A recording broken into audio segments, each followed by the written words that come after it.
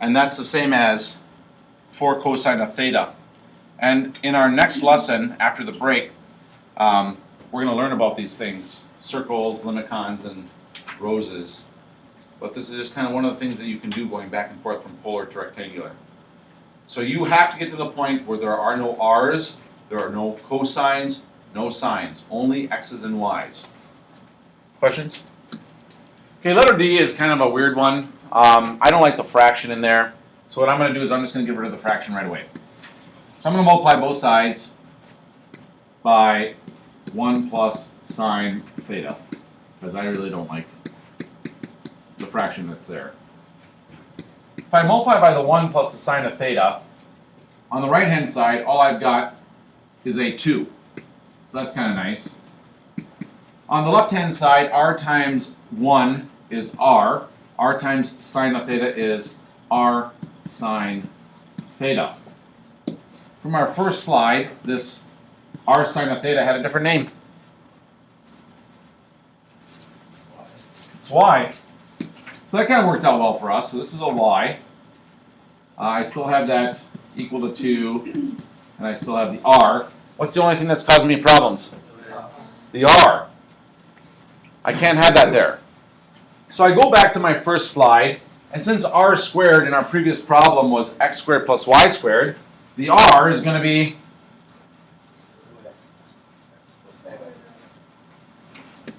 we know that from the first slide, you're going to have to actually write down that your r is plus or minus the square root of x squared plus y squared.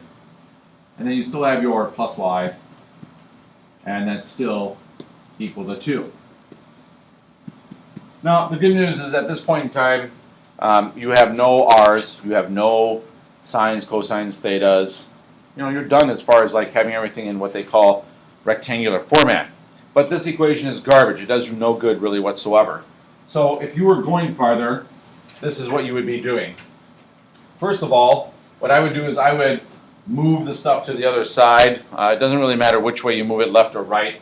So when I rearrange this equation, the way I'm going to rearrange it is I'm going to bring the 2 to the left and the radical to the right. And instead of being plus or minus, it'll be minus plus, because you change the signs, both positive and negative. In effect, really, it does nothing. So this is what it looks like. Y minus 2 equals minus plus radical x squared plus y squared. Because remember, plus or minus means there are 2 different answers, either the positive square root of that crap or the negative square root of that crap. And I don't really like that I have a square root either. So I'm going to get rid of the square root. The way I get rid of that square root is I square both sides. And the cool thing is when you square both sides, this plus and minus are now irrelevant, because when you square like negative 7, you get positive 49. When you square positive 7, you get positive 49.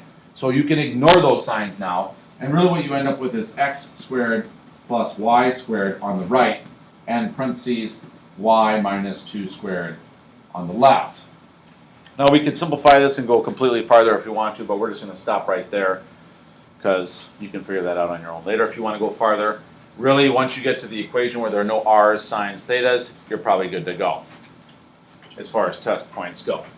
The thing I am going to tell you about polar form, something that's really important, and I won't take anything different. In polar form, you have to have r equals something. If you don't get it to r equals something, I'm not taking it as a final answer. So let's just look at some of our stuff here. First of all, I see this. X squared plus y squared. That's really the same thing as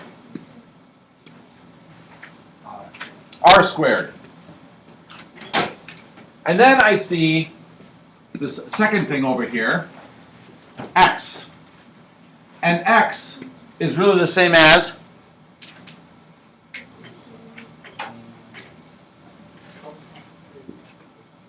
look at the back of the first slide, please.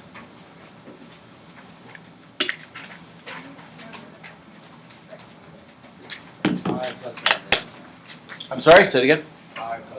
Thank you, Adam. Good job. It's r cosine theta. And I still have my minus 6 and my equals 0. Do you notice how there's a common factor of r? Notice that? I'm going to factor that out.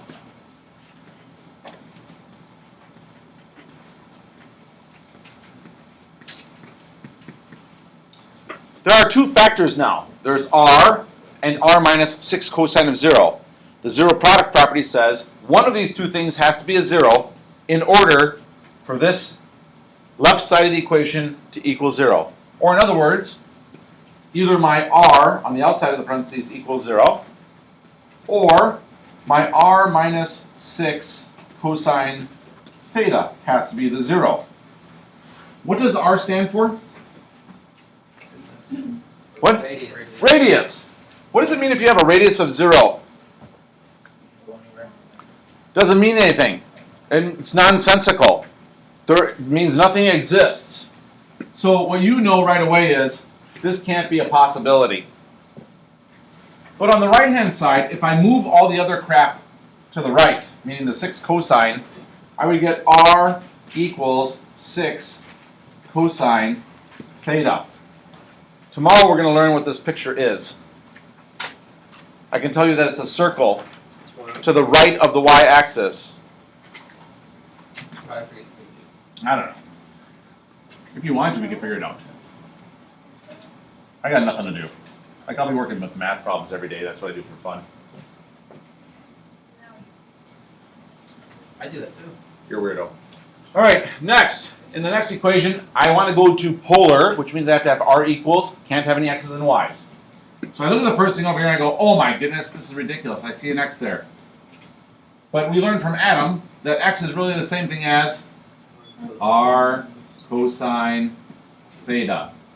Oh, and I also see that I have a y over here, which we know is r sine theta. Wow, this is crazy. And then I still have my 3 and my minus 6 and my plus 2 equals 0. Whew, what to do, what to do. Remember, I'm trying to get r alone. The only thing that doesn't have an r in it is the 2. So I'm going to move it to the right-hand side.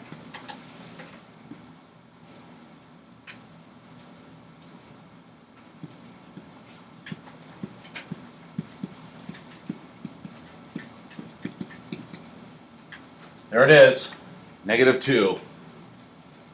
And then I notice there is a common factor. There it is, the r. The r is the common factor. So I'm going to factor it out.